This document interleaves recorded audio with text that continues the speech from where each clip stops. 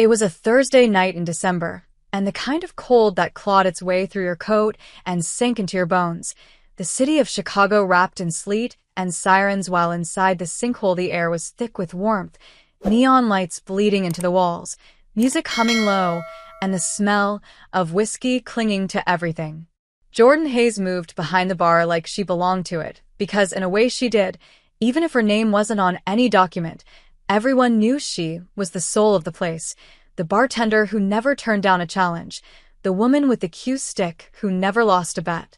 Until the door opened and the cold snapped inside like a living thing, and Jordan barely looked up at first, assuming it was just another customer escaping the rain, until the sound of heels hit the floor with precision and confidence, and something about it made her look. The woman who stepped inside didn't belong there, not in ripped jeans and cheap beer territory. She was tall, elegant, wrapped in a dark coat that screamed money, her posture straight, her movements controlled, her raven hair pulled into a perfect low bun, not a drop of rain daring to touch her, as if the storm itself had made space for her. Jordan felt the room tilt slightly as the woman approached the bar, her gaze sharp and assessing, and Jordan leaned forward, a crooked smile already forming.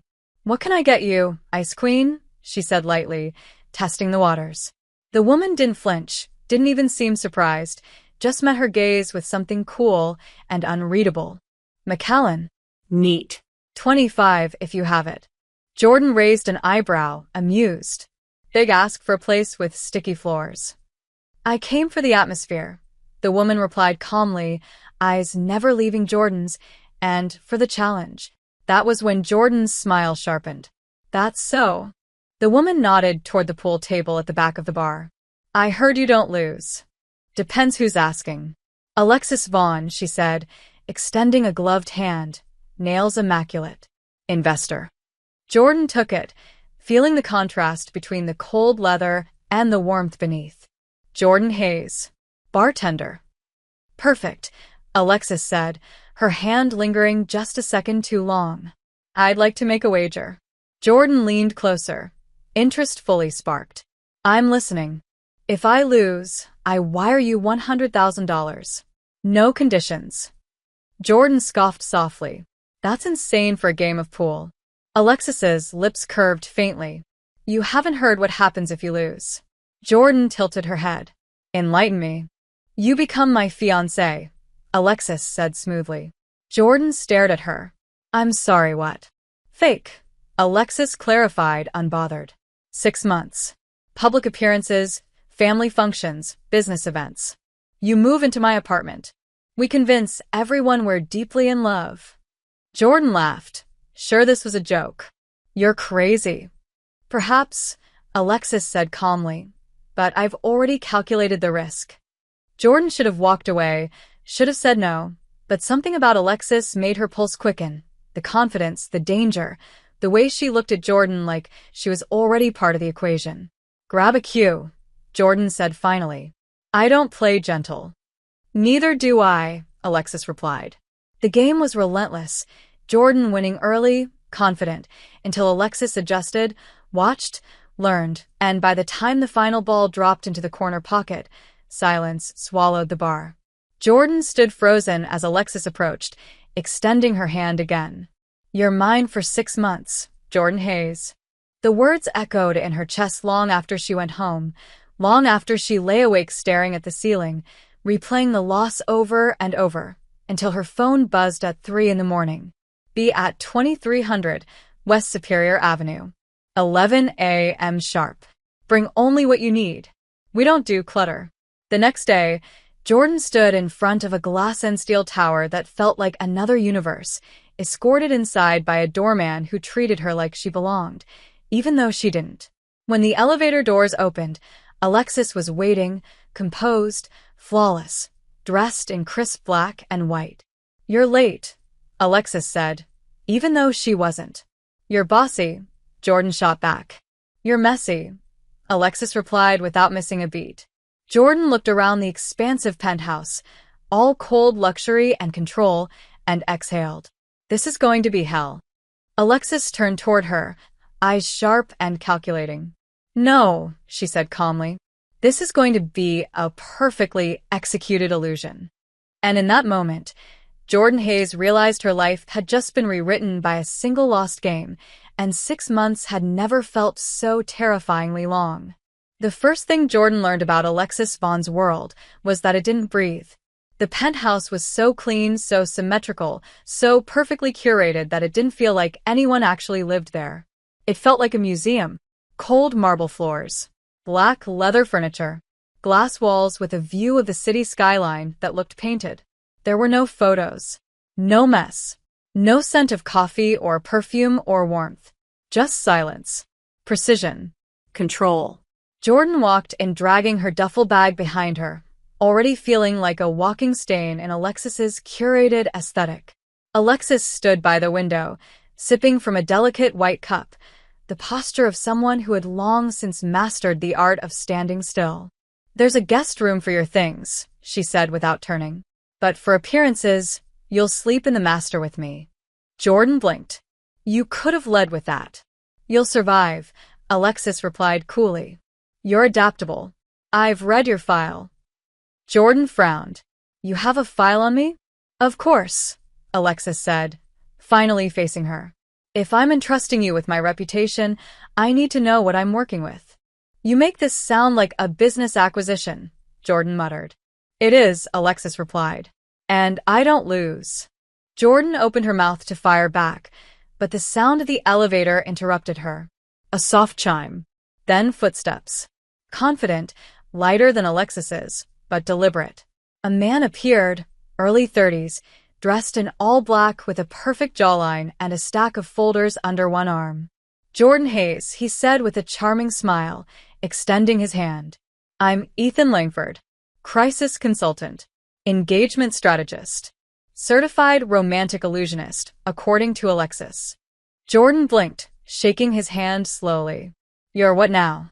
"He's going to help us convince the world we're madly in love," Alexis said simply. Ethan clapped his hands once. "That's right. I'm here to make sure no one suspects a thing. That includes family, business contacts, the media, and, most importantly, your body language." "You hired a romance coach?" Jordan asked, incredulous. "You're not exactly subtle," Alexis said. "We need structure." "You mean control," Jordan muttered. "Same difference," Alexis replied. Ethan jumped in with a smile that was just a little too enthusiastic. "Don't worry, I'm excellent at what I do. We'll begin with backstory development. How you met, the moment you fell in love, the quirks and inside jokes that make people believe in your connection." Jordan looked between them. "So, we're just going to rehearse being in love." "Precisely," Ethan said. "And I've got a 6-week training schedule that includes everything from dinner etiquette to subtle touches in public to full-on couples intimacy rehearsal. Only as far as you're both comfortable, of course." Alexis nodded once. "We'll begin now." "Now." Jordan laughed. "What? No lunch first?" Alexis crossed her arms. "This is a job. You don't get to coast through it." "Remind me to renegotiate my non-existent salary," Jordan muttered, following Ethan into the living room where he had already begun rearranging chairs to simulate a dinner setup. "Let's start with eye contact," Ethan said cheerfully. "Romantic eye contact should last between 3 to 5 seconds. Anything longer becomes a power move. Anything shorter feels cold." "Jordan, look at Alexis." Jordan turned, locking eyes with Alexis, who stared back without blinking, her expression unreadable. 3 seconds, Ethan counted. 4, 5. "A little longer. Feels like I'm being X-rayed," Jordan interrupted. "She looks at people like she's calculating their weaknesses." "I am," Alexis replied, and Jordan's lips twitched despite herself. "Now let's try proximity," Ethan said. "Jordan, stand next to Alexis. Shoulder to shoulder. That's it." Jordan stepped in, close enough to feel the warmth of Alexis's body, the faint scent of her perfume, something expensive and cold, like cedar and frost. Alexis didn't move. She didn't flinch. Jordan, on the other hand, felt her heartbeat kick up slightly. "Now lean into her space," Ethan said, as if you're telling her a secret. No actual words, just presence. Jordan raised an eyebrow. This is ridiculous. Just try, Ethan said. Jordan sighed and leaned in, her mouth close to Alexis's ear, her breath brushing the edge of her jaw.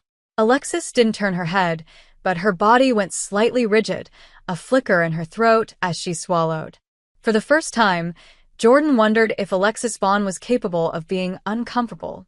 Ethan clapped. That's good tension. Don't lose it. You're enjoying this way too much, Jordan said, stepping back. That's because I know chemistry when I see it, Ethan replied. Next up, we build your love story. Where did you meet? Jordan smirked. A bar. She tried to impress me with her designer coat. No, Alexis said. We met at a gallery opening. You were a waitress. I asked for water, and you gave me champagne because you hated how I looked at you. Jordan blinked. That's weirdly specific. It's plausible, Alexis said. And it makes me the pursuer, which aligns with expectations. You are a little stalkerish, Jordan teased. Alexis's eyes narrowed. You're sloppy. Ethan stepped between them. Perfect. Real couples bicker. This is excellent. Now let's move on to physical familiarity. I want you to hold hands for at least 10 minutes while we go over key details you'll need for the first family event. Jordan stared at him. 10 minutes. Minimum, Ethan said. You need to get comfortable with touch. It has to feel effortless. Alexis extended her hand without hesitation. Jordan took it, surprised by the firmness of her grip, the way Alexis's fingers interlaced with hers like it was a business deal. We'll be attending a fundraiser in 4 days, Alexis said. My family will be there. You'll need to remember names, connections, and avoid profanity at all costs. So I can't be myself, Jordan said. Correct, Alexis said without missing a beat. Jordan leaned back on the couch, still holding her hand. You're impossible. And yet you agreed to this, Alexis replied. Jordan looked at her for a moment, something unspoken flickering between them. Yeah, she said softly. I did. Ethan smiled. Great. We'll continue tomorrow. And Jordan, pack light. Alexis doesn't tolerate clutter. Starting to get that, Jordan muttered. But even as she said it, her thumb brushed unconsciously against the back of Alexis's hand. Just once. A small movement. A soft contact. Alexis didn't pull away. The black dress Alexis picked for Jordan was, in her words, strategic.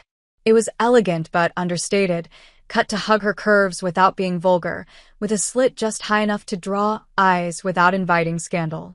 Jordan had tried to protest. She wasn't used to wearing anything that didn't come with denim and boots, but Alexis silenced her with a single look. If we're going to convince anyone, including my mother, that you belong by my side, she said coldly, you'll have to start by looking the part. So Jordan had complied, teeth gritted, cheeks burning as she let Alexis zip her up in front of a full-length mirror in the bedroom they now shared. Alexis's fingers were steady, impersonal, like this was just another task to cross off her list. But when her hands brushed against the bare skin of Jordan's back, there was a moment, a flicker, where Jordan thought she felt her pause. Just for a heartbeat. And then it was gone. Love what you've seen so far, and want to help me keep creating these awesome stories on this channel? Then subscribe and hit the bell. Your subscription supports the channel and makes sure you get more exciting stories.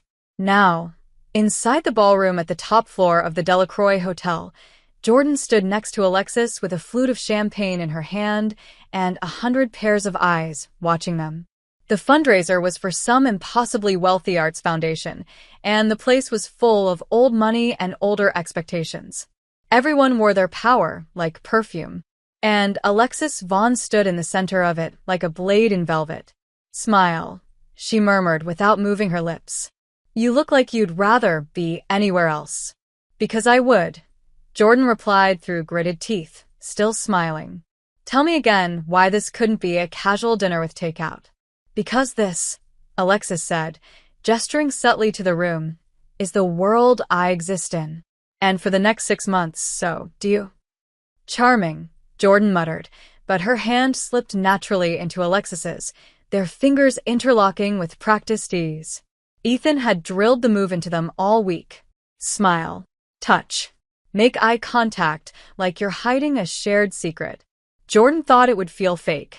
But Alexis's hand was warm. Her thumb brushed Jordan's knuckles once. Just once. And it threw her off more than it should have. Alexis, a voice called, syrupy and sharp. A woman approached, statuesque, blonde, dripping in diamonds and condescension.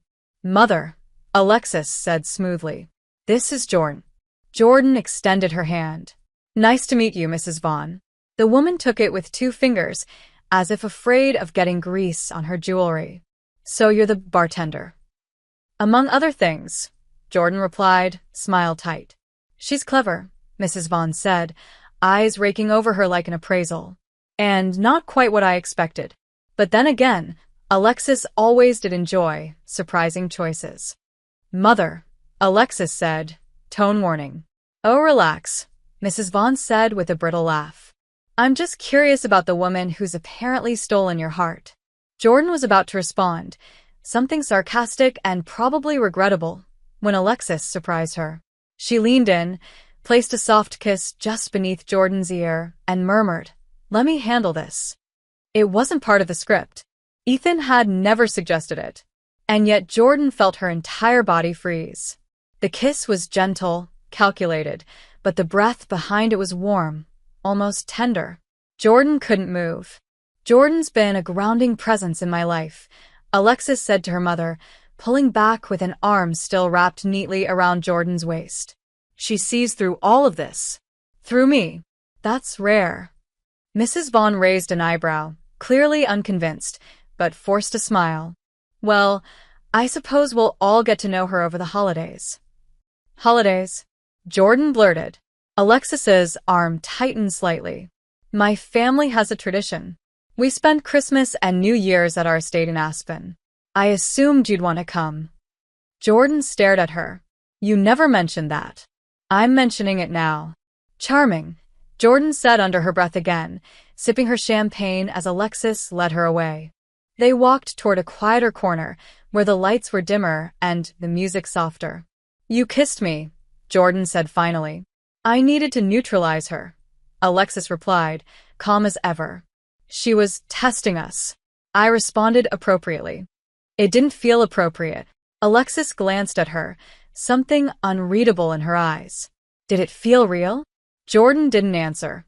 That's what matters, Alexis added, and turned to greet another guest. By the end of the night, Jordan's feet hurt, her face ached from forced smiles, and she had shaken more hands than she could count. But what stayed with her wasn't the event. It wasn't the society vultures or Alexis's terrifyingly perfect posture. It was the kiss. The way it lingered in her skin long after it happened. The way Alexis's breath had trembled, just slightly, against her neck. Back in the penthouse, Jordan kicked off her heels with a groan and collapsed onto the couch.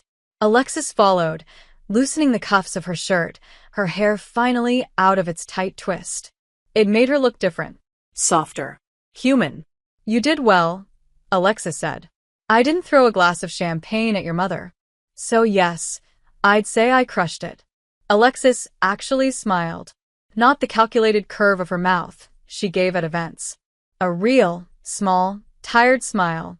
She liked you more than I expected.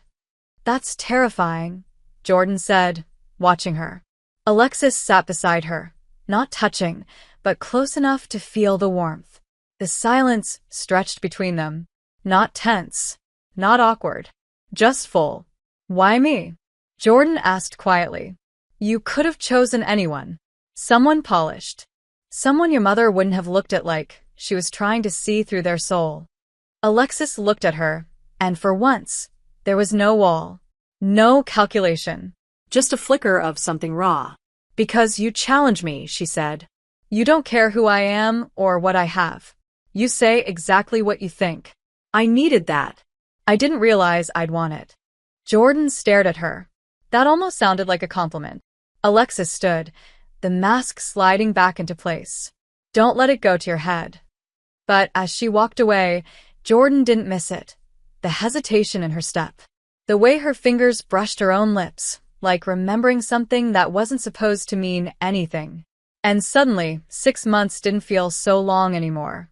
Aspen was a white silence, the kind that swallowed sound and softened edges, wrapping the world in a cold so pure it felt surreal. The Vaughn family estate sat at the edge of a private mountain road, all wood, glass, and stone, sprawling across the hillside like a luxury fortress. Jordan stared at it through the window of the sleek black SUV as they pulled in, her breath fogging the glass.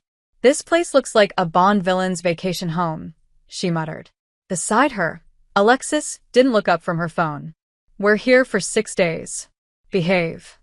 "You say that like I bite," Jordan replied. Alexis turned her head, meeting her eyes for just a second too long. "Do you?" Jordan smiled. "Wouldn't you like to know?"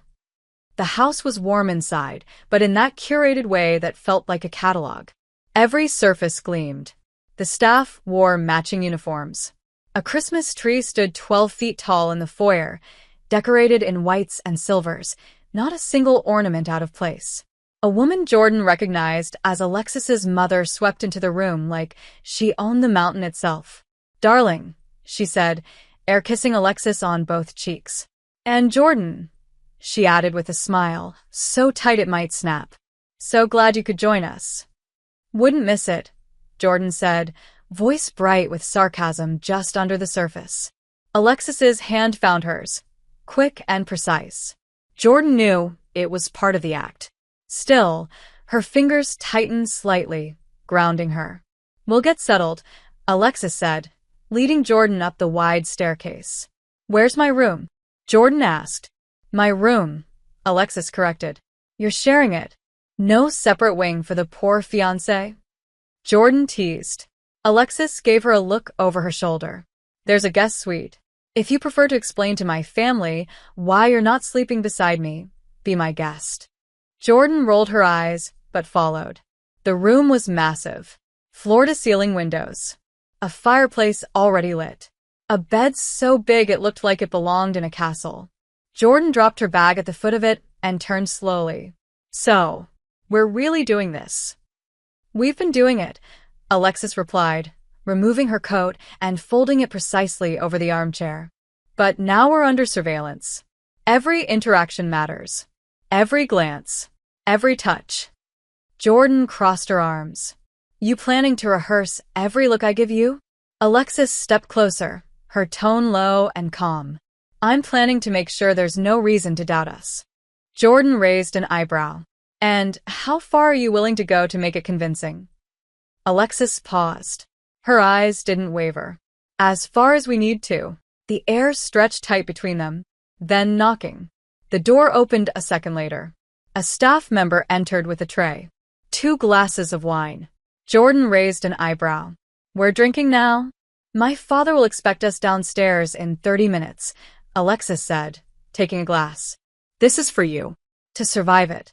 "You have that much faith in me?" "None," Alexis replied, handing her the glass. "That's why I'm giving you a head start." Jordan took the wine, watching Alexis from over the rim as she drank. Something in Alexis's expression softened. Just for a breath. Then it was gone. Dinner was formal. A long table with too many utensils, candles that smelled like money, and enough tension to snap steel. Jordan sat beside Alexis, their shoulders brushing with every movement. Mr. Vaughn, a silver-haired man with sharp eyes and a colder smile, asked questions Jordan wasn't ready for. "So, Jordan," he said, voice rich with skepticism, "what do you see in our daughter?" Jordan glanced at Alexis, who gave her nothing. No script. No lifeline. "She's difficult," Jordan began, then smiled. "But honest. Smart. And she makes me want to try harder. Be better." "That's new for me." There was a pause. The table watched. Then Alexis slid her hand over Jordan's under the table. A small thing, meant to be seen by no one. But Jordan felt the heat of it down to her ribs. "How did you meet?" Mrs. Vaughn asked. Alexis took that one.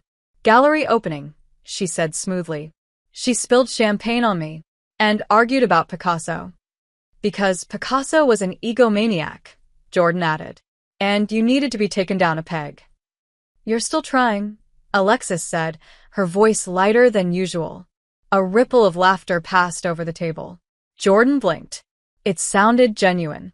Later that night, back in their room, Jordan sat on the bed unlacing her boots while Alexis removed her jewelry with military precision. That went better than expected, Jordan said.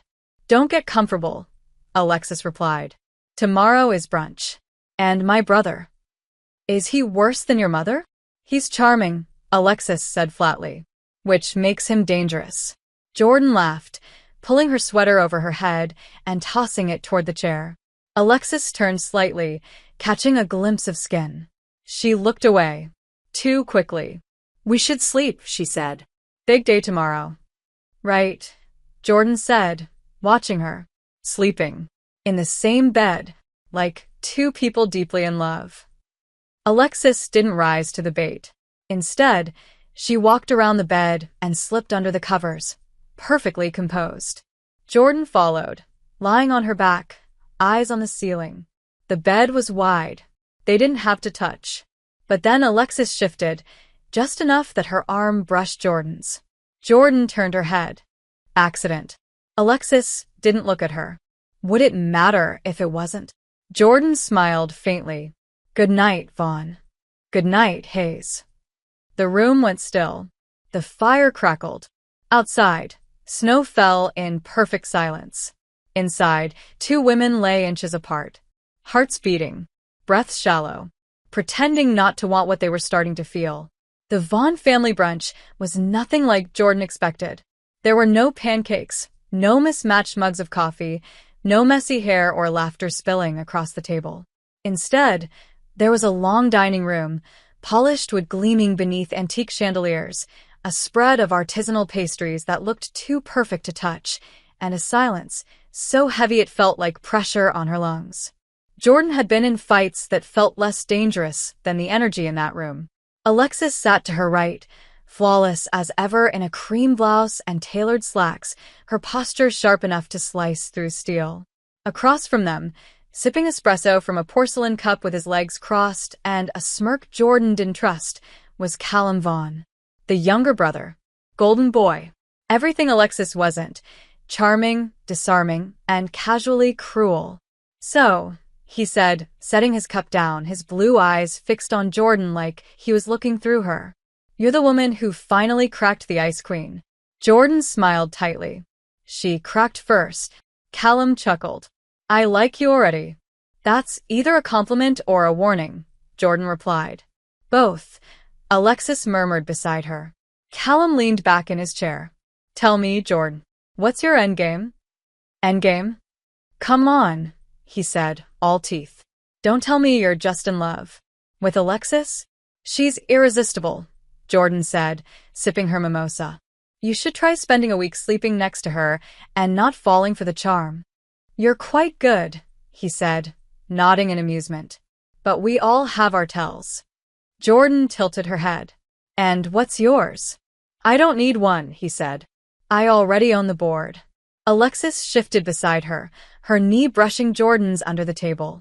Jordan didn't move. Well, Callum continued, standing and straightening his cuffs, I do hope you'll join us for the sleigh ride this afternoon. Father insisted. It's tradition. We love tradition, Jordan said with exaggerated sweetness. Don't we, babe? Alexis gave her a look that could freeze time. Callum chuckled again and walked out, leaving tension behind him like perfume. When the door closed, Jordan turned to Alexis. Your brother's a walking red flag. He likes to test people, Alexis said. That wasn't a test.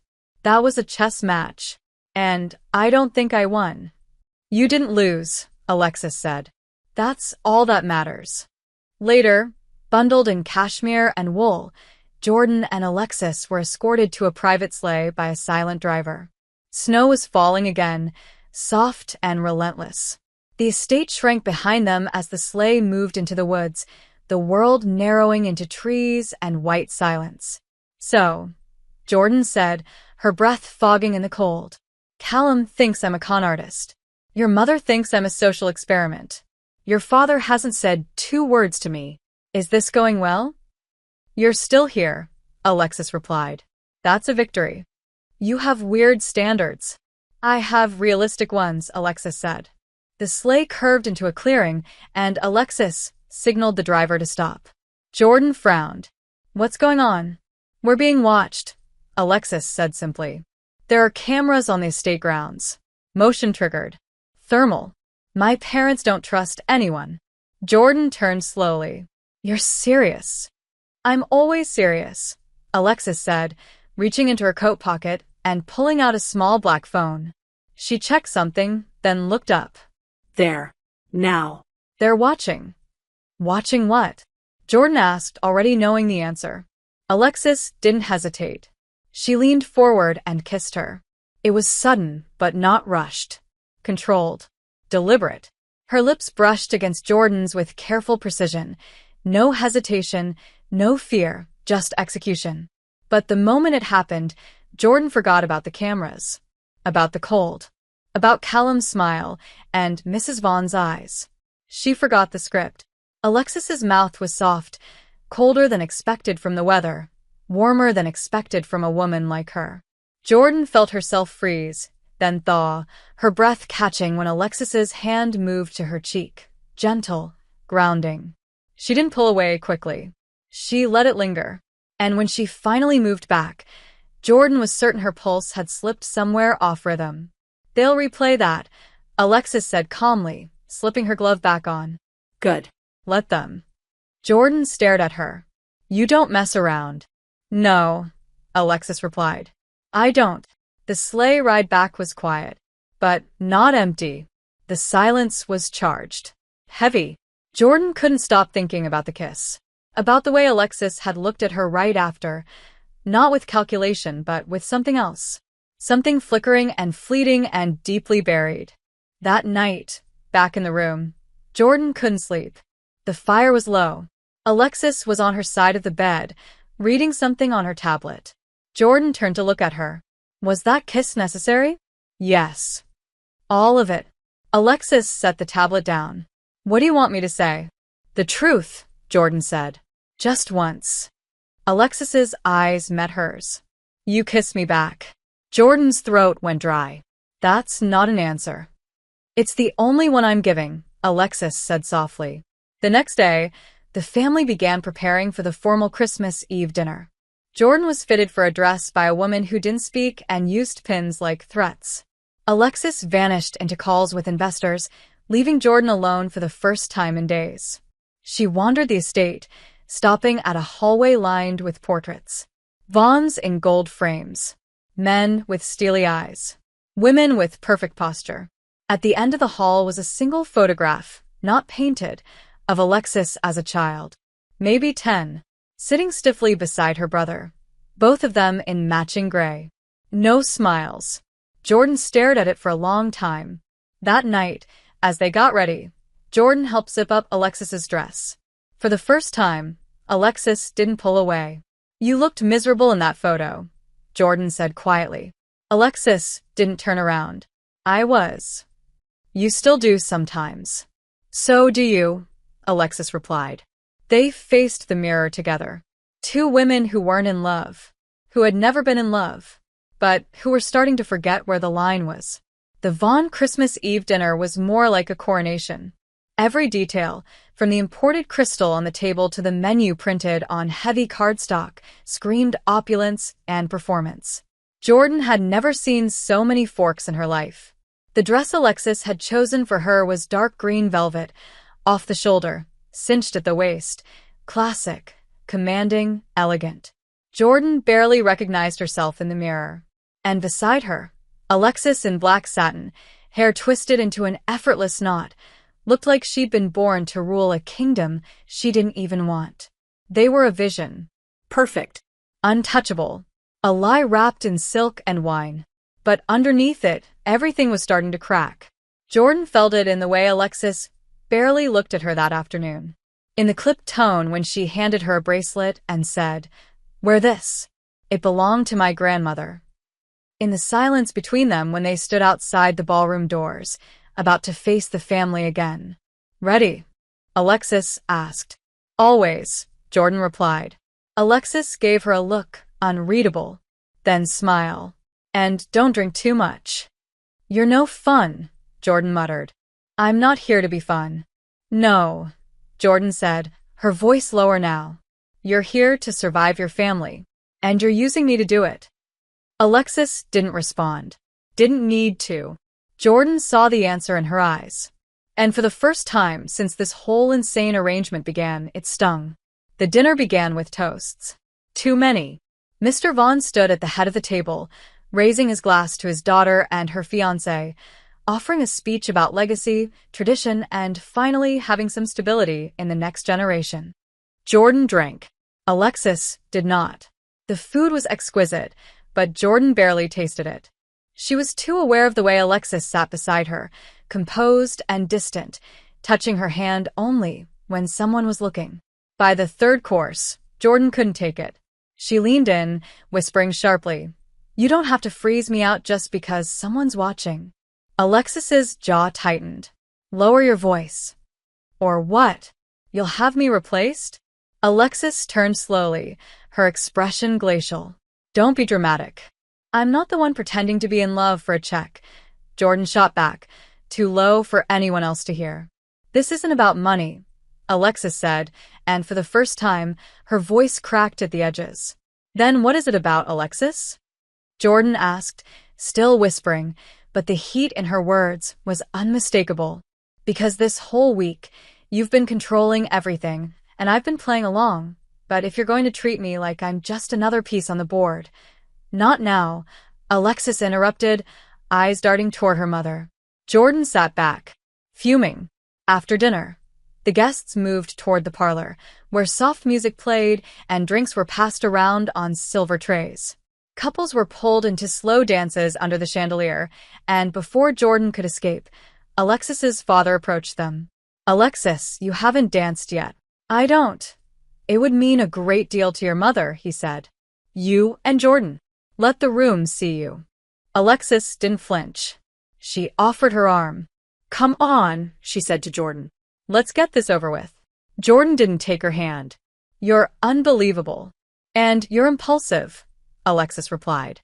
"But we can't afford a scene." So Jordan followed, onto the polished floor, into her arms. The string quartet began a waltz, soft and slow, and Alexis placed one hand at Jordan's waist, the other curling around her fingers. "You're still mad," she said quietly. "Of course I'm mad. I'm playing your perfect little fiancé while you treat me like an inconvenience you can't wait to shake off. You think that's what this is? Isn't it?" Jordan asked. "The cold, the distance, the walls. You don't know what this family is like," Alexis snapped, her voice low, tight.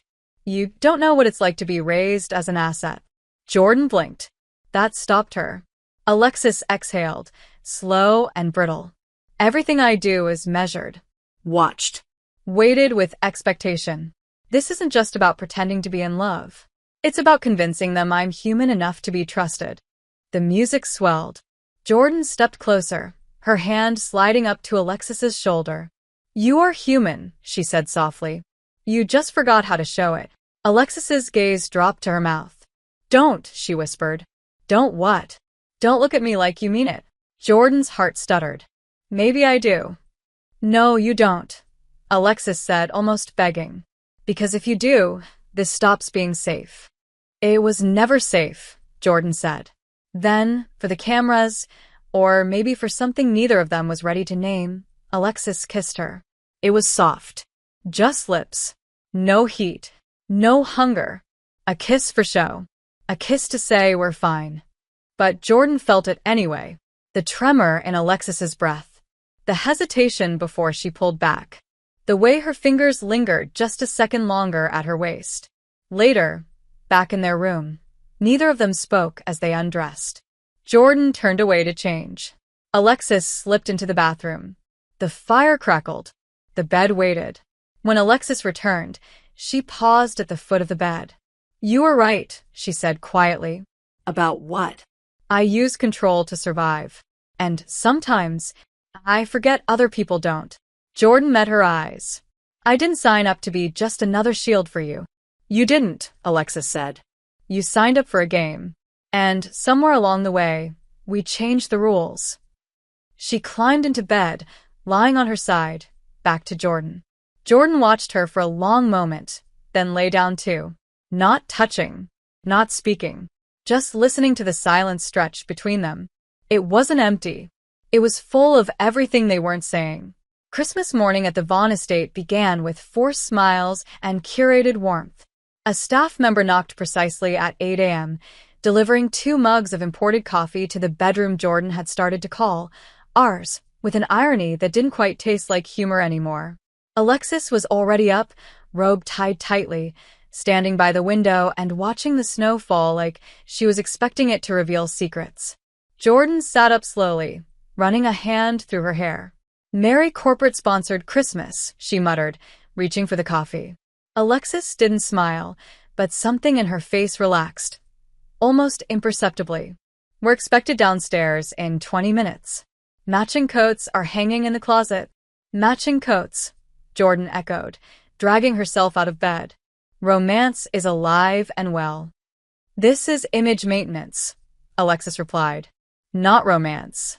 "Tell that to your mother when she forces us to kiss under a damn mistletoe," Jordan muttered, opening the closet. And there it was. 2 long, wool coats, one in deep navy, the other in ash gray, tailored, pressed, perfectly placed. Jordan sighed. "This whole house is a shrine to control." "Control keeps things from falling apart," Alexis said. "Control keeps people from seeing you bleed," Jordan corrected without looking at her. Alexis didn't answer. She didn't need to. Her silence spoke louder than any denial. Downstairs, the family was gathered in the East Wing, where a casual Christmas morning included vintage champagne, a harpist playing in the corner, and gift exchanges that involved art dealers and imported wines older than Jordan. Jordan sat beside Alexis on a velvet settee, the kind of furniture that didn't invite relaxation. Her fingers brushed against Alexis's once, and she told herself it didn't matter. That it was accidental. That she didn't notice how Alexis didn't move her hand away. Gifts were opened one by one. Mr. Vaughn gave his wife a sapphire necklace worth more than Jordan's college tuition. Callum gifted his father a limited edition watch with a smirk. Alexis handed her parents sleek, minimalist envelopes, donations made in their names to carefully vetted charities. Then came Jordan's turn. "We didn't know what you'd like," Mrs. Vaughn said with a brittle smile. "So, we erred on the side of elegance." Jordan opened the box slowly, expecting something impersonal. What she found was a first-edition copy of a classic poetry book, bound in navy leather, gold-foiled title, and a nameplate inside with her initials already embossed. She blinked. "This is thoughtful." "Alexis said you liked words," Mrs. Vaughn replied, as if it cost her something to admit. Jordan turned to look at Alexis, but she was already sipping her champagne, eyes carefully averted. When the presents were done and the harpist took a break, the family moved to the drawing room, where fireplaces roared and someone turned on soft carols. Jordan wandered slightly, pretending to study the garland above the windows, the gold-ribboned wreaths on the doors. She needed air, or space, or answers. She ended up near the main hallway, where a long arch of pine boughs had been hung between 2 pillars. Silver and white ornaments dotted the greenery, and dangling at the center, subtle but unmistakable, was a single sprig of mistletoe. Jordan stared at it. Of course. It was too perfect, too scripted. Her body tensed at the sound of footsteps behind her. She didn't need to look to know who it was. "You found it," Alexis said quietly. Jordan glanced over her shoulder. "Was this your idea or your mother's?" "Does it matter?" Jordan leaned one shoulder against the column. "Only if you're planning to use it." Alexis took a slow breath. "There are too many eyes in this house. Too many ears." "So don't say anything," Jordan said. "Just stand here. Pretend." Alexis moved closer. Not touching, but close enough that Jordan felt her presence, like gravity. "You hate this," Alexis said. "The money. The performance. The rules." "I hate pretending I'm not watching you fall apart," Jordan said before she could stop herself. Alexis froze. Jordan exhaled, soft and shaky. You wear masks so well, Alexis. But up close? They don't fit as tightly as you think. Alexis turned to face her fully now. Inches apart. Her voice was barely audible. If I take it off, what happens? Jordan swallowed. I don't know. But maybe it'd be real. Just for a second. Their eyes held. The mistletoe hung above them like a dare. Jordan's heart pounded, but neither of them moved. Not an inch. No one's watching, Jordan said quietly. This would be just for us. Alexis didn't lean in, but she didn't walk away either. Instead, her hand brushed Jordan's arm, featherlight, like a whisper. Then she stepped back. Dinner's at 6. She turned and left. Jordan stood there, pulse still racing, the mistletoe still overhead, and realized that silence had never been so loud. That night, dinner was even more formal. The estate glowed with candlelight and tension. Jordan sat beside Alexis, their hands never touching, their shoulders barely brushing. But beneath the table, their knees aligned, not quite touching but almost. And that almost was unbearable. Conversation drifted around them. Laughter, toasts, carefully planned stories. Jordan played her part. She laughed when expected, held Alexis's gaze when spoken to, smiled when she wanted to scream. But when dessert arrived, a delicate creation of spiced pears and cream, Alexis leaned in and whispered, I asked for that book weeks ago. The poetry.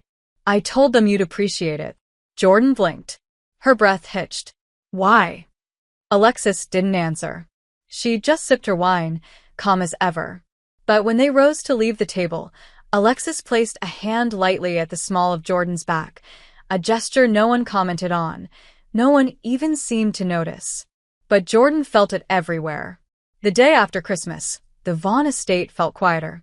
Not peaceful, never peaceful, but quieter in that sterile, curated way that only luxury can be. The halls were still lined with garlands, the staff still moved with mechanical grace, and the snow outside hadn't stopped falling. But there was a sense that something was winding down, like even the weight of perfection was tired. Jordan sat in the reading room alone, curled into one of the few armchairs that actually looked like it had been used. Her hands were wrapped around a mug of tea, a gift from the kitchen staff after she wandered in asking for anything that didn't come with a wine list. The poetry book lay open on her lap. She wasn't reading it. Not really. Her eyes kept drifting toward the window, where the pine trees swayed under the snow, and the world looked like something out of a painting. Behind her, footsteps. She didn't need to turn. You walk like you're trying not to exist, she said softly. Alexis's voice followed, equally low. Old habit. Jordan glanced over her shoulder. Alexis stood at the threshold of the room in a thick navy coat, scarf draped around her neck, her hair pulled back in a loose twist that made her look far more human than usual. Come with me, Alexis said. Where? Outside. It's freezing. You'll survive. Jordan sighed, closing the book and rising. You say that a lot. Because you always do, Alexis replied, already turning. Jordan followed her through the house, down a side hallway, out a rear door that led directly into the forest beyond the estate. No paths. Just snow and trees and silence. The wind bit at Jordan's cheeks, her breath turning to mist instantly. Is this where you hide the bodies? She asked. Alexis didn't laugh, but the corner of her mouth twitched. Come on, she said, striding forward. They walked deeper into the woods, the cold pressing against them like a second skin. Alexis moved with practiced ease, not looking back to see if Jordan followed. But Jordan did. She always did. Eventually they reached a clearing, a ring of pines enclosing a small wooden bench, barely visible under the snow. Alexis brushed it off and sat. Jordan stayed standing. So, she said, arms crossed against the cold. Are we having a dramatic moment in the woods? Or is this the part where you finally admit you're in love with me? Alexis looked up, her eyes softer than usual. Neither. Damn. I was hoping for a plot twist. Alexis gestured to the empty space beside her. Sit. Jordan hesitated, then did. The bench creaked beneath their weight. For a long moment, neither of them spoke. Then Alexis said, "I used to come here as a kid, when it got too loud inside." Jordan turned to look at her, surprised. "Loud? That house is a mausoleum." "Not sound loud," Alexis said. "Expectations loud. Eyes loud. Pressure." Jordan studied her. "You hid out here?" Alexis nodded. "I would lie in the snow and pretend it could swallow me whole. That it could freeze everything I felt until I didn't feel anything at all." Jordan exhaled slowly. "That's dark." "That's honest," Alexis replied. "You said you wanted the truth." "I did." Alexis looked away, her breath fogging the air. "My parents didn't accept things easily. When I came out, it wasn't a fight. That would have been easier. It was silence. Cold, polite, perfect silence. Like I had become a flaw in their design." Jordan's chest ached. She didn't know what to say, not at first. So she did the only thing that felt right. She reached out and placed a hand gently over Alexis's. "I'm sorry," she said. Alexis didn't pull away. Her fingers, cold at first, curled slowly around Jordan's. "It's why I made the deal," she said softly. "Why I needed a fiancé, even if fake. I didn't want to give them the satisfaction of choosing someone for me, of approving the right kind of partner. I wanted to make a choice that was mine, even if it started as a game." Jordan swallowed. "And now?" Alexis's eyes met hers. "Now I'm not sure what's real anymore." Jordan's throat tightened. The forest held its breath around them. "Neither am I," she whispered. They sat like that for minutes, or maybe hours. The snow falling. Their hands still joined. No one watching. No audience. No script. Just a woman who had built walls so high she forgot what sunlight felt like, and another who never asked for any of this, but was now holding something delicate and terrifying between her palms. Eventually, they made their way back to the house. Alexis didn't speak, but as they reached the door, she paused. Her hand brushed Jordan's shoulder. Not firm, not controlling, just present. That night, they packed. Tomorrow they would return to Chicago, to real life, to Ethan and strategies and appearances. But something had shifted. In their silences. In the way Alexis let Jordan brush a strand of hair from her face, without flinching. In the way Jordan watched her now, not with suspicion or frustration, but with a quiet understanding of someone who had finally seen the fracture lines beneath the surface. Chicago welcomed them back with gray skies and wet sidewalks, the city wrapped in that post-holiday melancholy where lights still hung in windows, but the magic had already bled out. The elevator ride up to Alexis's penthouse was silent. Jordan stood at her side, suitcase in hand, eyes fixed on the slow-moving numbers above the doors. Alexis didn't speak, didn't glance her way. The only sign she was even breathing was the soft twitch of her jaw. When the doors opened, the apartment greeted them like a stranger wearing a familiar face. Clean. Cold. Perfect. As if it hadn't missed them at all. Alexis moved quickly, disappearing into her office without a word. The door clicked shut behind her. Jordan stood in the entryway for a beat longer, suitcase still in hand, the weight of aspen thick in her chest. Then she dropped the bag beside the couch and walked to the kitchen, needing something solid. Coffee. Noise. Anything. The silence was too loud again. It didn't take long for Ethan to return. He showed up the next morning, perfectly dressed and painfully enthusiastic, tablet in hand. "Ladies," he said brightly, "Hope Aspen was everything I imagined and more. You survived the family gauntlet, I see. Excellent." Jordan gave him a look. "We weren't exactly lounging in matching pajamas." "But you didn't strangle each other, so I'm calling it progress," he replied, sliding into a seat at the kitchen island. "Now, we have work to do." "Already?" Jordan asked, sipping her coffee. "We just got back." "You're 6 weeks into a 6-month engagement," Ethan reminded them. "We need to intensify public appearances. Control the narrative." Which brings us to Friday. Alexis entered the room like a shadow wearing heels. "What's Friday?" "Annual New Year Gala hosted by the Metropolitan Women's Fund," Ethan said, already flipping through screens. "Major donors." Press coverage. LGBTQ plus outreach angle. Perfect chance to make a splash. You're attending. Together. Alexis didn't blink. Confirmed. There's also a photo op scheduled mid-event. Couple interviews. Absolutely not, Alexis said. You agreed to media presence, Ethan replied. That includes human interaction. Jordan leaned against the counter. What kind of questions? Relationship-based. First impressions. Pet peeves. Favorite memories. Alexis's lips tightened. Script it. Or, Jordan said slowly, we answer them for real. Both Ethan and Alexis turned to her. Not everything has to be staged, she continued. If we can't say something genuine by now, then maybe we're doing this wrong. Alexis's eyes narrowed. Genuine is unpredictable. Unpredictable is dangerous. Maybe that's the point, Jordan said. Ethan cleared his throat. Right. Well. Let's walk through some questions. See where we stand. They sat. Ethan posed questions.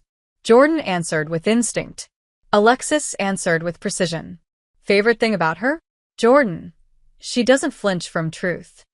Alexis. Her timing is unorthodox. First fight? Jordan. This morning. Alexis. Chicago. Pet peeve? Jordan. She leaves her phone face down like she's hiding state secrets. Alexis. She hums while brushing her teeth. It's a defense mechanism, Jordan muttered. It's chaos, Alexis said. Ethan beamed. That. Right there. Chemistry. It's real because it's messy. Keep that energy Friday night. The rest of the week moved like fog. Alexis buried herself in work, taking calls at midnight, pacing with a sharpness Jordan hadn't seen since before Aspen. Something had changed since the woods. Since the silence. Jordan felt it in the way Alexis avoided eye contact now. In the way her voice clipped more than usual. In the way she no longer lingered in the same room. Like vulnerability had cost her something she couldn't afford to lose. Friday came fast. Too fast. The gala was held at an opulent glass-walled venue overlooking the frozen lake. The crowd was a mix of old money and curated rebellion, CEOs in sequin tuxedos, activists in silk, politicians in Prada. Jordan wore black again. Alexis wore deep red. They walked in hand. Cameras clicked like gunfire. The flashbulbs painted stars across Jordan's vision. Smile. Alexis said through her teeth. Pretend you're happy. Pretend you're human, Jordan replied. Alexis's lips twitched, the closest thing to a laugh she'd given in days. The first hour passed in practice waves. Greetings. Toasts. Photos. Ethan hovered in the distance, giving them cues. Jordan played her role flawlessly, the charming, slightly unpredictable fiancée who kept Alexis on her toes. Alexis matched her, step for step, never missing a beat. Until the interview. They were pulled aside by a young journalist with kind eyes and a voice recorder. Just a few questions, she said gently. We'd love to include you in the couples segment for the foundation site. Alexis looked ready to decline. Jordan stepped in. Of course. The questions began harmless. How did you meet? A gallery, Alexis said. I spilled champagne on her, Jordan added. And insulted Picasso. Romantic, the journalist smiled. When did you know it was serious? Alexis hesitated. For just a second. Jordan answered first. When she sat with me during a storm. And didn't say anything. Just stayed. Alexis looked at her then really looked. Jordan held her gaze, steady. The journalist smiled again. Last one. What scares you most about love? Alexis exhaled. Losing control. Jordan's voice was quieter. Being seen. They left the interview without speaking. The rest of the night was a blur. They danced once just to be seen. Alexis's hand on Jordan's waist felt mechanical. Jordan kept her smile in place like armor. After midnight, the car ride home was silent. Not cold. Not angry. Just hollow. When they stepped into the penthouse, Jordan dropped her clutch on the counter and turned. Why are you doing this? She asked. Alexis didn't pretend not to understand. Because it works. Does it? Jordan asked. Because it feels like we're going backwards. Alexis closed her eyes. What do you want me to say? Something real, Jordan whispered. Just once. Alexis opened her mouth, then stopped. She turned away instead, walking down the hall, disappearing into her room. Jordan stood in the kitchen, her heart pounding. The apartment had never felt so cold, so quiet, so false. She was starting to forget where the performance ended and where the ache began. The storm hit Friday morning, but the news had started to crack the night before. Ethan called at 3 a.m., his voice sharper than usual, panic just beneath the surface. Someone's talking, he said. A leak. A blogger hinted at inconsistencies in your story, your timeline, Jordan's background. It's vague, but it's gaining traction. We need to control this. Alexis didn't flinch. She never did. What do you suggest? You disappear for the weekend, Ethan said. Together. Quiet, tasteful retreat. I've secured a cabin 2 hours from the city. Post a few pictures. Be seen at a local market. Feed the fantasy. Give them something beautiful to distract them. A PR love getaway, Jordan muttered, sitting on the edge of the bed, hair a mess, voice thick with sleep. Romantic. It's necessary, Ethan said. If the media digs too deep, this all collapses. Alexis agreed within seconds. Of course she did. She always chose the cleanest solution, the most efficient route. But Jordan saw the tightness in her shoulders, the tension in her jaw. Alexis didn't like being cornered. She liked being in control. And this wasn't control. This was survival. The cabin was stunning. A modern build tucked into a quiet patch of forest, all warm wood, glass walls, and an endless view of trees. The kind of place designed to make city people feel like they'd found nature without ever stepping in mud. Alexis barely spoke on the drive. She kept her eyes on the road, her fingers gripping the steering wheel like it was the only thing keeping her tethered. Jordan didn't push. Not yet. She knew that silence well. It wasn't anger. It was armor. They arrived late afternoon. Snow had already begun to fall. The cold was softer here, not biting like Chicago, but still enough to keep them close to the fire once they stepped inside. Jordan dropped her bag in the open-concept living room, walking to the floor-to-ceiling windows. Well, she said quietly, at least if we implode here, it'll be scenic. Alexis didn't respond. She walked past her, straight to the kitchen, and began unpacking groceries like they were mission objectives. Jordan watched her for a moment, then stepped forward slowly. You okay? Alexis didn't look up. Fine. You don't look fine. Because I'm tired, she said a little too fast. Because this isn't how it was supposed to go. Jordan took another step. What did you think would happen, Alexis? That we'd play pretend, fool your family, secure the deal, and walk away untouched. Alexis finally looked at her. Yes. Then you underestimated yourself. Or I overestimated you, she snapped, instantly regretting it. The silence after was thick. Jordan exhaled. Do you really believe that? Alexis looked away. I don't know what I believe anymore. Jordan nodded slowly. Okay. Then let's stop pretending for one night. No cameras. No press. No scripts. Just us. Alexis hesitated, then nodded once. They didn't talk much as they made dinner, pasta, wine, too many pauses. The snow outside picked up, blanketing the trees in white. After eating, Jordan lit the fireplace and they sat on the couch, wine glasses in hand, feet tucked beneath them. The silence this time was intense. It was soft. Heavy, but not hostile. Like something was waiting to be said. Finally, Alexis spoke. When I was 13, I told my mother I liked a girl in my math class. Jordan didn't move. Just listened. She didn't scream. Didn't cry. She just looked at me and said, "Don't say that again. Not here. Not ever." Her voice was flat, almost distant. I didn't. Not until college. Even then, I kept it sanitized. Appropriate. Hidden. Every time I showed softness, it got used against me. So I learned how to make myself untouchable. Jordan's chest ached. She reached over, gently setting her wine glass down, then turned fully toward Alexis. No one should have to erase who they are to be accepted. Alexis stared at the fire. Her voice was barely a whisper. I thought I could fake my way to safety. Build something clean. Controlled. But you, she stopped. Her hands clenched. You're messy. You challenge me. And I don't know what to do with that. Jordan reached out, slowly, carefully, and placed her hand over Alexis's.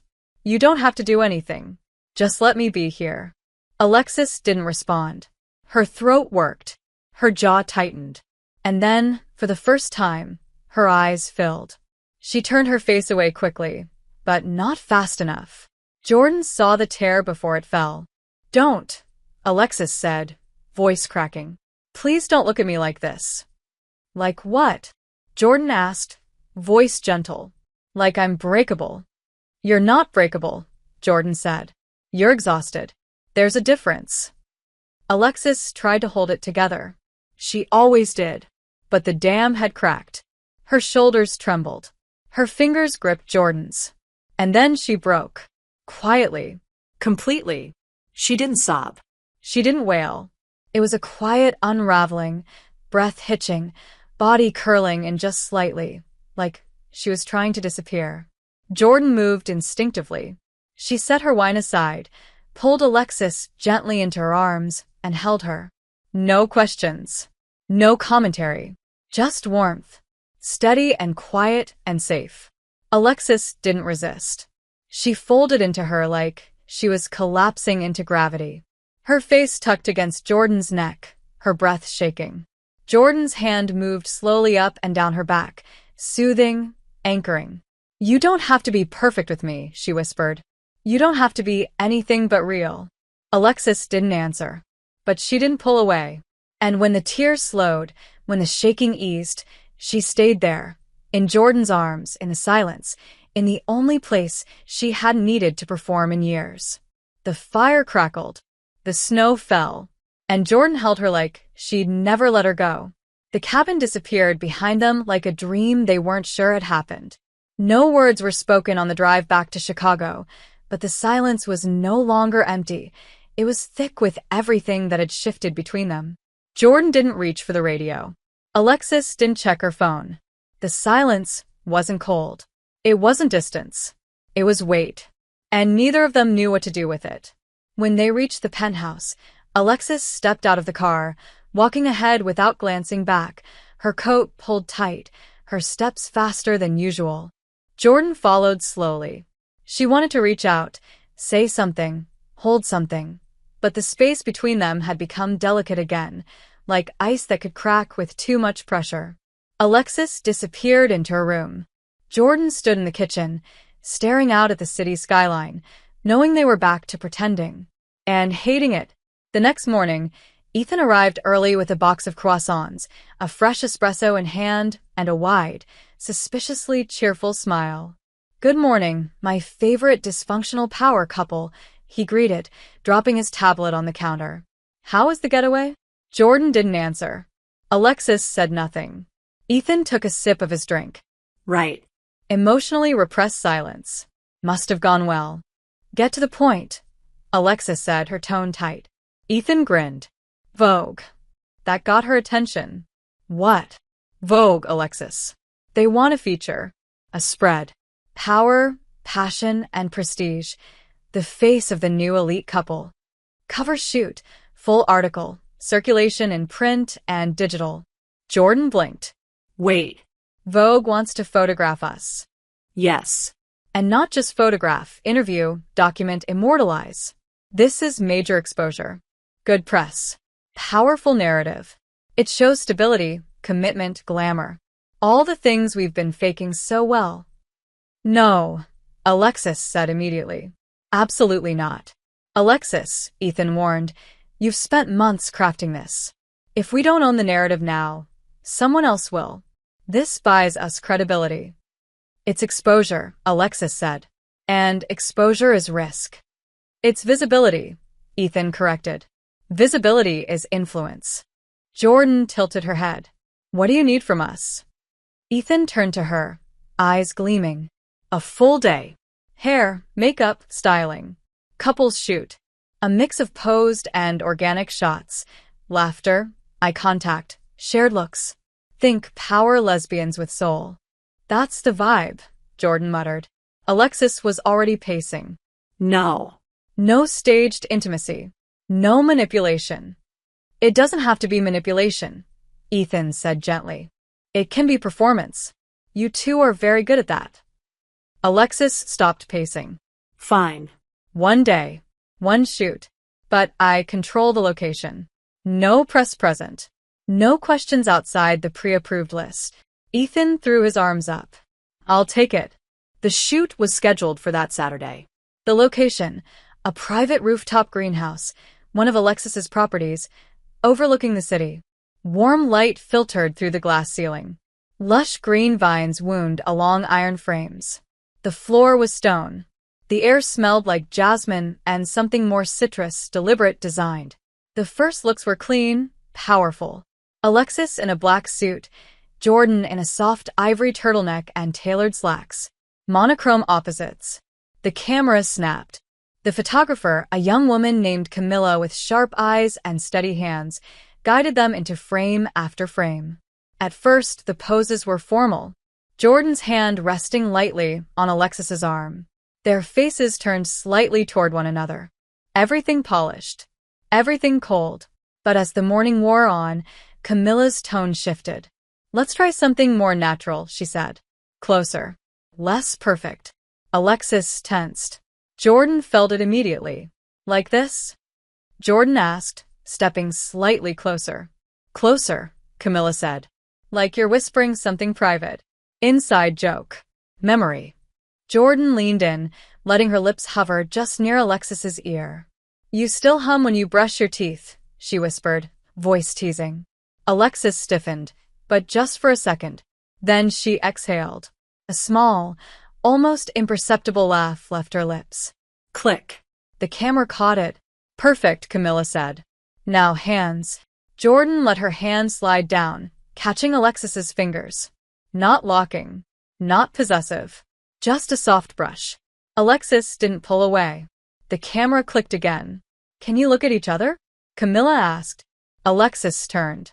Jordan turned. Their eyes met. It wasn't performative anymore.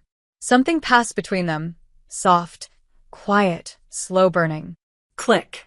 Click. Click. The rest of the shoot blurred. By the time they were done, Camilla was all smiles. These are going to be incredible. Alexis nodded stiffly and excused herself. Jordan stayed behind, staring at the city through the glass, her body humming with tension. When she returned to the penthouse, Alexis was already changed, standing by the window, arms crossed.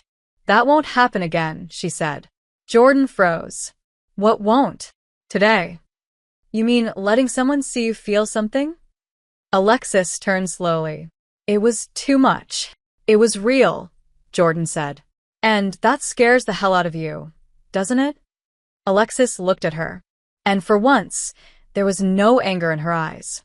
No sharpness. Just tired honesty. Yes. Jordan took a step closer. Then let it. Alexis didn't answer. Didn't move. Jordan stood there for a long moment, waiting. Hoping. But Alexis turned away. I need space. Jordan's heart cracked. Not loudly. Just enough to feel. Fine, she said. Take it. That night, they didn't share a bed. The walls between them weren't made of silence anymore. They were made of fear. And Jordan didn't know how to break through them without getting hurt. The Vogue editorial dropped on a Wednesday morning, and by noon the internet had already lost its mind. The photos were everywhere, on fashion blogs, financial news sites, queer culture pages, trending across social platforms with hashtags like hashtag Bon and Hayes, hashtag Ice Queen in Love, hashtag sapphic power. One photo in particular led the wave. Alexis and Jordan caught mid-laugh, their faces tilted just toward each other. Eyes soft, hands barely touching, and for a moment, one frame, the entire world believed they were in love. And maybe in that moment, they had been. Just a little. Enough to bleed through the lens. The Vaughn Foundation's social team capitalized immediately, resharing the editorial with captions about legacy and love and leadership with heart. Donors reached out. Old rivals sent congratulations. Even Alexis's mother texted a frozen, "You look convincing." Alexis said nothing. Jordan tried not to watch her too closely. But silence had weight, and this one pressed against every wall in the penthouse. It was Ethan who brought the next move. "There's a gala Saturday night," he announced as he swept into the living room with his usual storm of energy. "The Heritage Foundation. Exclusive guest list. Black tie. They want you both there." Alexis didn't look up from her laptop. "We've done enough." "You've almost done enough," Ethan corrected. "This is the final act. Show up. Smile. Maybe dance once. Make it undeniable. If you two hold it together through this, the board won't have a single doubt left." Jordan stood by the window, arms crossed. "What happens after that?" Ethan blinked. "What do you mean?" "After the gala. After the press. When this all ends." Alexis's voice was flat. "We go back to who we were." The words landed like glass breaking. Jordan didn't respond. She just nodded, biting the inside of her cheek until she could taste blood. The night of the gala came fast. Too fast. Jordan stood in the dressing room of the penthouse, staring at herself in the mirror. Her gown was deep emerald silk, sleeveless, backless, designed to shimmer like water under light. Her hair was pulled back, her earrings delicate. She looked stunning. She looked furious. Alexis emerged from her room in a black satin gown with a high slit and an open back. The moment Jordan saw her, her throat went dry. They didn't speak. Not in the car. Not on the steps of the museum where the event was held. They just walked side by side, camera flashes lighting the night. The crowd inside was elegant, old money glamour laced with political tension and legacy smiles. People turned as they entered. Conversations paused. And then the whispers began. "That's them. The Vogue couple. God, they're even more perfect in person." Jordan forced a smile. Alexis slipped her hand into hers. It was warm. Steady. Fake. The night moved in curated loops. Greetings. Introductions. Forced laughter. And through it all, Jordan kept looking at Alexis, trying to find a trace of the woman who had cried in her arms. But that version of Alexis was gone, buried again under satin and performance. The main room had a massive skylight, chandeliers dripping crystal, and a polished marble floor where couples began to slow dance. Ethan appeared beside them like a ghost. "Now would be the moment," he murmured. "One dance. Something soft. Something tender. Cameras are watching." Alexis nodded once and turned to Jordan. "Shall we?" Jordan hesitated, then gave a tight smile. "Always." They stepped onto the dance floor. Alexis's hand found Jordan's waist. Jordan's fingers rested lightly against her shoulder. The music swelled, something classical and romantic. Jordan tried to breathe, tried not to look at Alexis like she wanted to scream. Alexis moved perfectly, of course. Graceful, distant, rehearsed. "You're good at this," Jordan murmured. "Years of lessons," Alexis replied. "So they could say I moved beautifully even when I hated every step." "That sounds about right," Jordan said. "What does?" "Being beautiful while hating every second of it. Performing your own life until you forget what it's like to just be." Alexis's hand tightened slightly at her back. "This isn't the place." "There isn't a place," Jordan said, her voice low. "Because every time we get close, you run." Alexis looked away. "Because if I stop running, I'll fall." Jordan stepped closer, their bodies nearly touching, then fall. Cameras clicked in the distance. Flashes ignited. And in that moment, Alexis turned her head, not enough to kiss, but enough to hover. Her lips brushed the corner of Jordan's mouth. Not a kiss. Not quite. But enough to burn. Enough to make the room stop. Enough to make it look real. Jordan's breath caught. The crowd erupted with delighted murmurs. Ethan looked euphoric. The photographers swarmed. And Alexis stepped back. Composed. Perfect. Gone. Jordan stood there for a second too long, heart in freefall, lips still tingling from a touch that wasn't supposed to mean anything, but did. When she found Alexis again, the woman was already near the exit, speaking with donors like nothing had happened.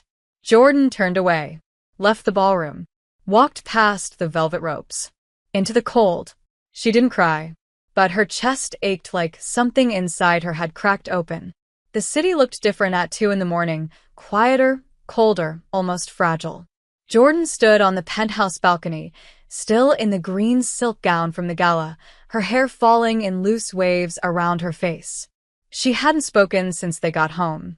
She hadn't even taken her heels off.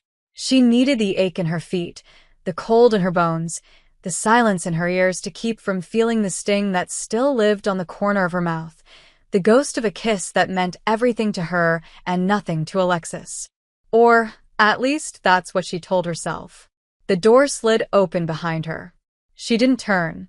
She didn't want to see Alexis in her elegant perfection, acting like tonight was just another performance. "Jordan," came the voice, soft, hesitant, close. Jordan stared straight ahead. "Don't. Whatever excuse you're about to give, don't say it." Silence. Then footsteps. Alexis moved beside her, not touching, just standing close enough for Jordan to feel the heat radiating off her. "I'm not here to explain," Alexis said quietly. "I'm here to tell you the truth." Jordan laughed, bitter and low. "Now? Now you want to be honest?" "Yes." Jordan turned, slowly, finally facing her. "Why now?" Alexis met her gaze, and there was nothing cold in her eyes this time.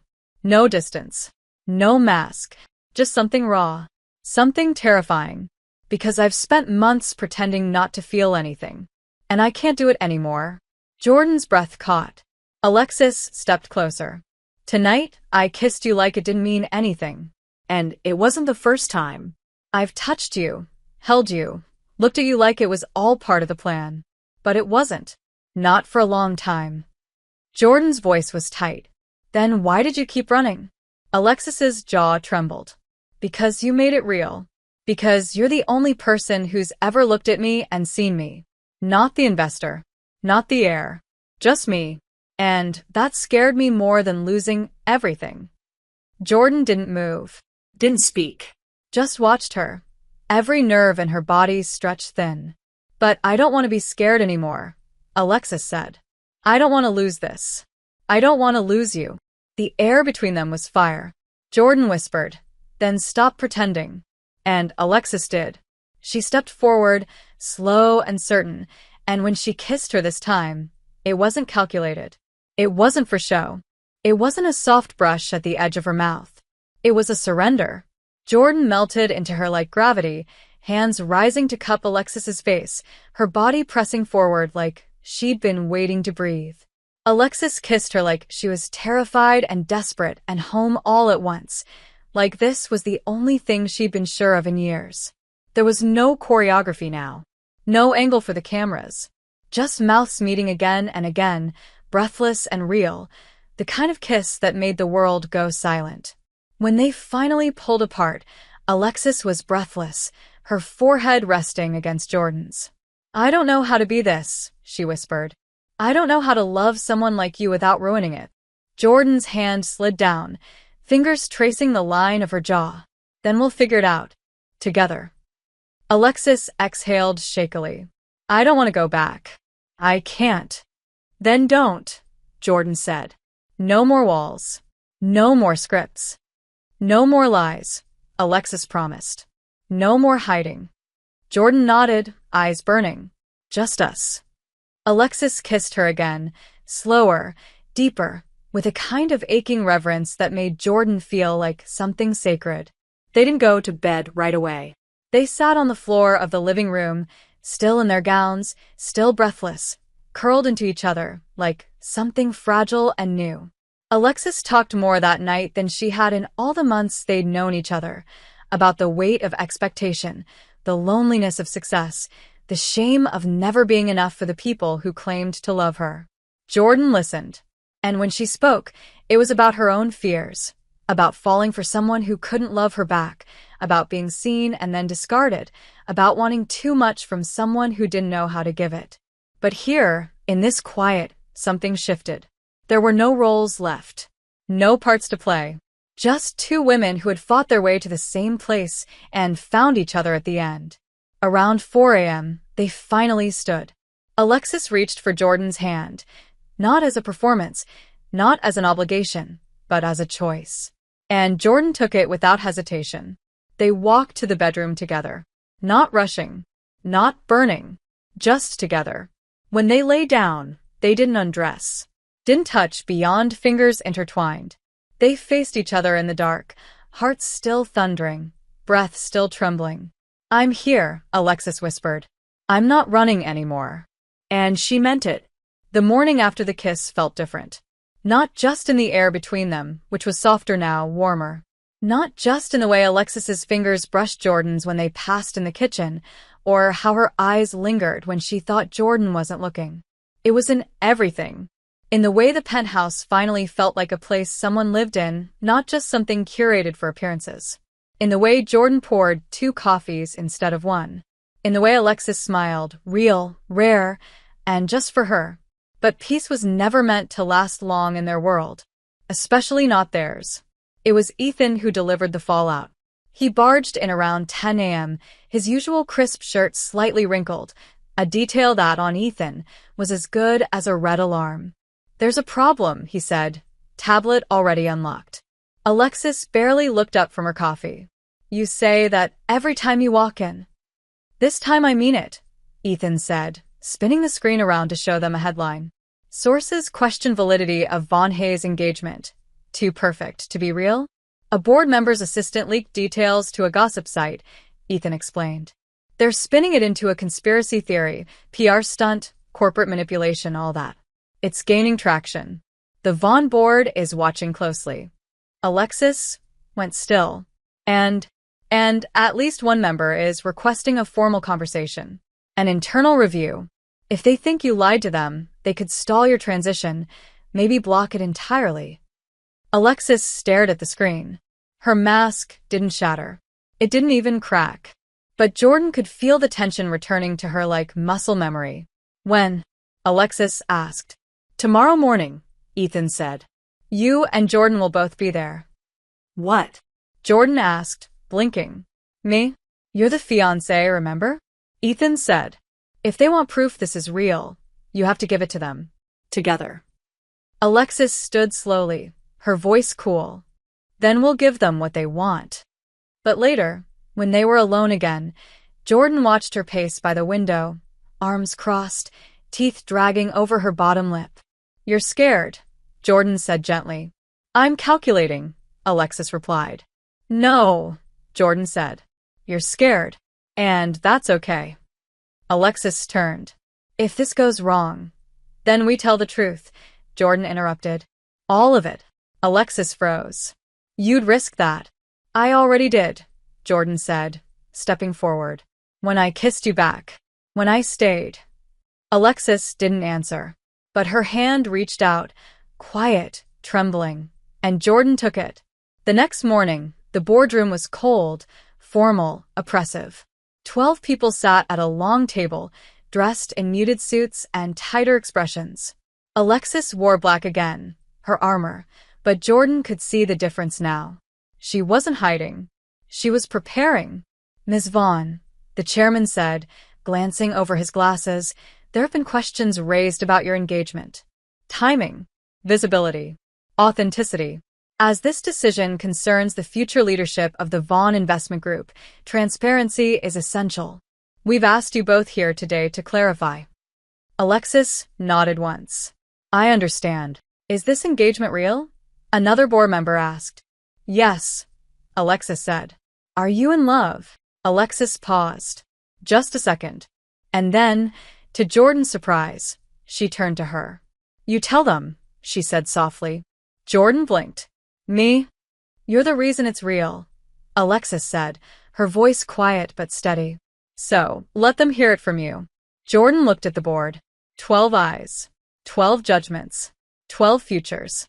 And then she looked at Alexis. Only one truth. "It started as a bet," Jordan said calmly. A ripple moved across the table. I lost a game of pool. And the deal was, if I lost, I'd become her fake fiancé for 6 months. Silence. Alexis didn't flinch. Jordan continued. At first, it was all performance. Photos. Events. Carefully chosen words. But somewhere along the way, it stopped feeling fake. And I don't know how to explain it, except I stopped pretending. And I think she did too. She looked at Alexis again. This woman is brilliant. And impossible. And terrifying. But she's also kind. And tired. And trying harder than anyone gives her credit for. Alexis swallowed hard. Jordan turned back to the table. If this was a lie, I wouldn't be standing here. I didn't sign up for love. But it found me anyway. Silence again. Heavier this time. Finally, the chairman cleared his throat. We'll deliberate. Thank you both. Outside the room, Jordan exhaled shakily. That was either very brave or very stupid. Alexis reached for her hand. It was the truth. You're shaking, Jordan said. I don't know what happens next. Neither do I, Alexis whispered. But I'm not letting go. Jordan pulled her close. No kisses. No performance. Just warmth. Connection. A promise. The email came 2 days later. It was short, formal, and completely impersonal. Alexis opened it alone, seated at her desk in the penthouse, the same place she had once sat to draft the terms of a fake engagement. The subject line read, Final deliberation outcome, Vaughn Group transition. She clicked it. Read the words 3 times before she allowed herself to breathe. The board had approved her transition. Unanimously. Effective immediately, Alexis Vaughn would take full executive control of the Vaughn Investment Group. Jordan wasn't there to see her reaction. She was at the bar, the sinkhole, the place where this all began. Where a woman in heels and a suit had once walked in on a stormy night and changed everything. Jordan wiped the counter with slow, practiced movements, watching the clock without watching it. The 6 months were over. The deal was finished. No more pretending. No more rules. She hadn't seen Alexis since the board meeting. Hadn't heard from her beyond a short thank you via text. And Jordan didn't want to admit it, but the silence hurt more than she expected. No cameras. No Ethan. No deadlines. Just an ending. She had told herself not to fall. She had promised she wouldn't.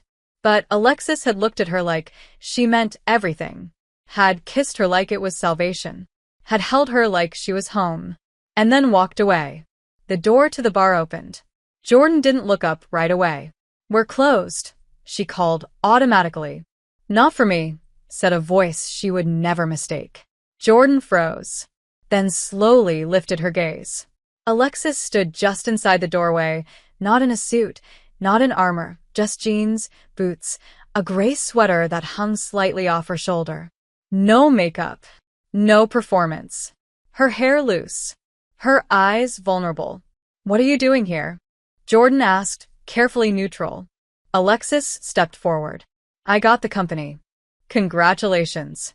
That's not why I'm here. Jordan raised an eyebrow. Then why? Alexis's voice didn't waver. Because I realized I don't want to start this new chapter of my life without you in it. Alexis, let me say it, she interrupted gently. For once, let me say everything. No games. No plans. Jordan said nothing. Just waited. Alexis took a breath. When I walked into this bar 6 months ago, I thought I was making a calculated decision. I wanted control. I wanted results. I thought I could manage the chaos by choosing someone completely outside my world. She stepped closer. But you didn't let yourself be managed. You challenged me. You teased me. You saw through me. And you made me feel things I didn't think I was allowed to feel. Another step. You held me when I broke. You stood by me when I was silent. You gave me the space to be real. Jordan's eyes burned. Alexis smiled just a little. I don't want to pretend anymore. I don't want to hide. I love you, Jordan Hayes. And I don't want a fake fiancé. I want you. All of you. If you'll still have me. The silence that followed wasn't empty. It was electric. Jordan walked around the bar, slow, steady, until she was standing right in front of her. "You left without saying goodbye," she said quietly. "Because I didn't trust myself to walk away if I kissed you again." "Then don't walk away this time," Jordan whispered. Alexis didn't. She leaned in, and this time there was no rush, no fear, no disguise. Just lips meeting in a kiss that was everything the others hadn't been. Deep, slow, certain. It was a promise. A beginning. A home. Jordan's arms wrapped around Alexis's waist. Alexis held her like she'd never let go. When they finally broke apart, breathless and smiling, Jordan said, "So what now?" "No contracts. No rules." "Now," Alexis said, eyes shining, "we build something real. One day at a time." Jordan grinned. "And you still owe me a rematch." "I'm not making that bet again." "Why not?" "Because this time," Alexis whispered, brushing her thumb over Jordan's cheek, "I already know I'll lose." Thank you so much for being here and for believing in this channel. If you feel in your heart, you can donate with super thanks so I can focus more and more on this project. Your support helps me keep creating these love stories and bringing them to life for you. See you in the next video.